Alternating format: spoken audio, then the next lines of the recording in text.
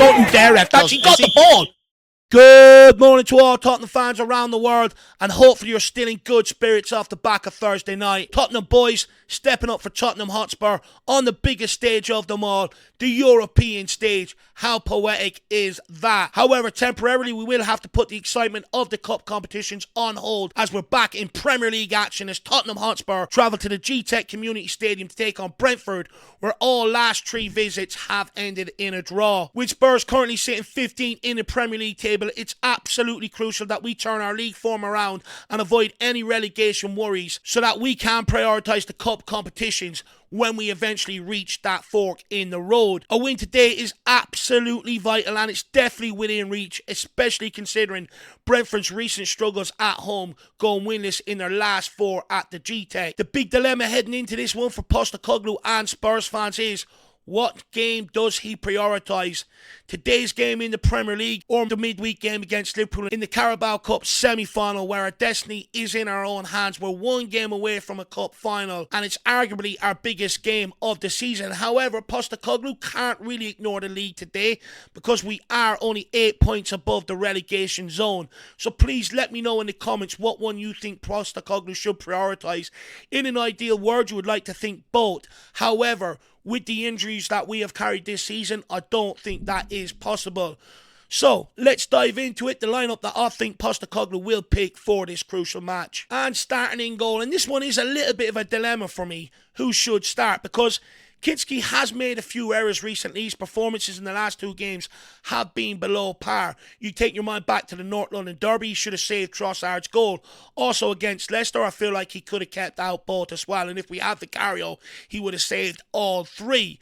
Whereas Brandon Austin has looked solid in the chances that he's been given. So let me know in the comment section who you think should start in goals. However, Brandon Austin was untested against Salzburg midweek, didn't have a save to make, and I do think that Anthony Kinski will come back in here. And Kinski really needs to step up and have a big performance here, especially after his recent performances against Arsenal and Leicester, which has called into question his shot-stopping ability, and rightly so, and he will not get away with any errors here against the likes of Mbeumo and Visa, who are absolutely clinical. It's also worth noting that Brentford players are incentivised by bonuses for set pieces, which shows how much emphasis they place on them, which means then Kinski will need to be assertive, come off his line and claim the crosses and set pieces.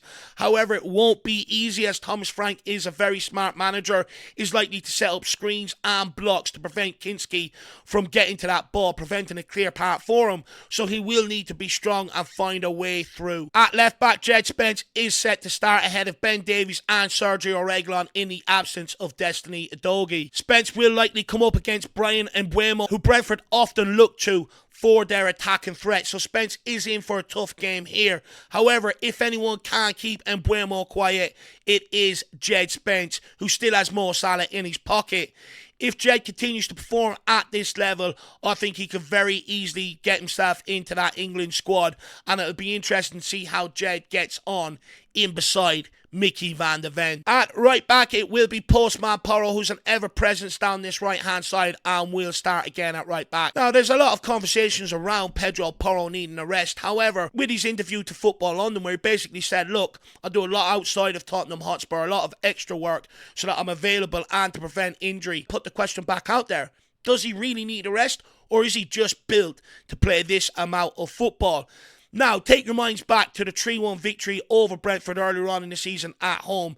They scored within the first minute from a cross down Pedro Porro's side, and they'll likely target him again to try and get a bit of early joy. So we will need to stay fully switched on from the outset. Pedro Porro also has a massive factor to play in this game going forward with his ball playing and crossing ability. It will be absolutely vital in getting Tottenham's attacks going, but also supporting Tottenham's attacking play, and he could play an absolute crucial role in this game for us to be able to break down Brentford's tight, compact defence. At right-sided centre-back, Postecoglou has confirmed that Radu Dragosin is unlikely to feature in today's match against Brentford, leaving him with decision of whether to pair Archie Gray or Ben Davies with Mickey van de Ven at the heart of the defence. And I do think Archie Gray will get the nod to partner van de Ven, and for 2 reasons. One, Gray being right-footed offers a bit more balance in possession in the way we like to play out from the back. Playing with 2 left-footed centre-backs, I do think would affect how we build up out from the back.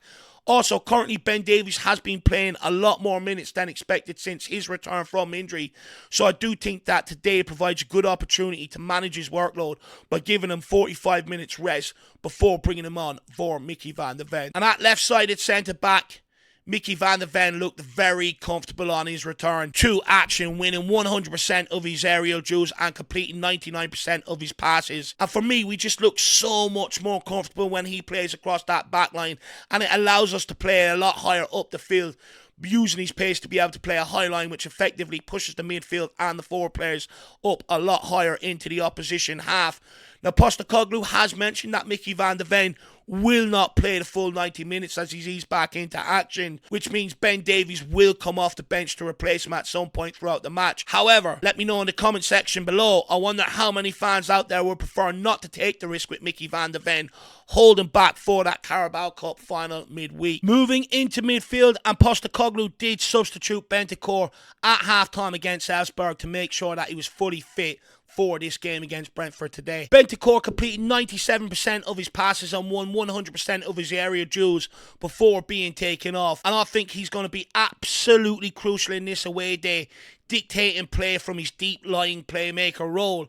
His presence at the base of midfield allows the two number 8s ahead of him to make central runs while also carrying the ball without any risk, knowing that he's behind them, able to protect them, which means then they can get forward and contribute to our attacking play. I'd also argue that Bentancur's discipline also helps maintain our shape, reducing our vulnerability on the counter-attack, something that we struggled with in his absence, and we need another all-round discipline game here from Rodrigo Bentancur for it to get any sort of result. Moving into the two number 8s, and Yves Bissouma will make his first start on his return from injury. Before his injury, he was in poor form, making costly errors in both the North London derby against Arsenal and against Chelsea, two huge London derbies that I haven't forgiven Bissouma for just yet. However, to be fair to Yves Bissouma, he's not really suited to a defensive or a deep-lying role. He's much better being released as a dribbler, going forward, being able to affect the game. And I'd love to see Yves Bissouma given the freedom to play in an attacking number 8 role, which I do think could bring out a much more improved version of Bissouma. Now, it is likely that Postecoglou being away from home will put him in beside Bentancur in the deep role. However, I'm just putting this out there. This is something I would like to see before I make my full decision on whether we should be letting him go in the summer or not. And to complete the midfield, Postecoglou seemed visibly frustrated with Bergvall on the sideline during the Elfsborg match, and I don't think Bergvall had his best performance either. He gave the ball away a number of times, and I feel like he could use a rest. However, Papa Matar has looked a bit off it in the last 2 games, and I'm also wondering if he's still carrying a knot. But with that being said, I have always said that Papa Matar has to play the away games because of how crucial he is in terms of getting around and being disruptive in that midfield. And given that this match is likely to be a battle, he's absolutely perfect for it. Now, with Van de Ven back, we are able to push higher up the field, which actually allows Sarr then to do what he does best, pressing high up in the final third and turning the ball over right behind that forward line. He's also got a great long shot on him, which could end up being a vital point of difference in this match. It's of my opinion that a goal from distance could prove to be the game changer that we need in this game. Now, I know a lot of people will look at this midfield and say, Dave, where's the creativity? But with a number of players out injured, with Lucas Bergvall looking a bit tired, I think we have to go with a combative midfield here against Brentford away from home. Moving into the forward areas and starting with left wing, captain Son Heung-min will retain his place after his best performance in months against Elfsborg on Thursday night. On the night, Sonny completed 10 of his 11 dribble attempts, showing signs of returning back to his very best, and he was taken off at half-time, so he should be fresh for this match. However, while Son is great at creating space, the end product we're used to seeing from him hasn't quite been there recently off the back of it. And I don't think it is Son's fault. Other players around him really do need to make better runs and get into better positions for Son to be able to find them. At times, I feel like his teammates are too static and almost caught admiring Son's brilliance. And we really need our captain to step up today, deliver another top-class performance and help drag us over the line in this game. Moving on to right wing, and Mikey Moore played the full 90 minutes against Elfsborg. I mentioned struggling with cramp during his goal celebrations in his post-match interview, saying he was relieved when the final whistle blew. At 17, I think think it's important to manage him carefully, so I think he will drop to the bench for this match and be brought on later to impact the game, which means Dejan Kulusevski will return back to the front three after coming off the bench and providing a beautiful assist against Elfsborg Thursday night. And as I said before the game, that's exactly where the game will be won, on the flanks, delivering quality balls into the box for the forwards to go and attack. And that's exactly where our first goal came from, which then in turn opened up the floodgates. And we need similar quality against Brentford, who will likely set up to contain us in the same way Elfsborg did. So again, it's going to be another game where we need more quality off the flanks, more beautiful, delicious float crosses like that from Kulusevski. And then moving on up to up front, and Richarlison will retain his place despite not having his best game, missing the target with all three of his attempts and still looking a lot off it in terms of match sharpness. However, he will start here again and will need to demand more service from the wide areas. It's likely to be another challenging and frustrating game, much like Thursday night, where he will be crowded out centrally and will rely on crosses into the box to make his mark. And I actually think attacking those crosses is one of Richarlison's biggest strengths. And since his return, he's shown he thrives in those situations. I also don't expect him to play the full 90 minutes here. So I believe that Dane Bappe will get another chance to impress off the bench, especially after him scoring his first senior goal for Tottenham Hotspur. So guys, that's my predicted lineup. That's my reasons behind it.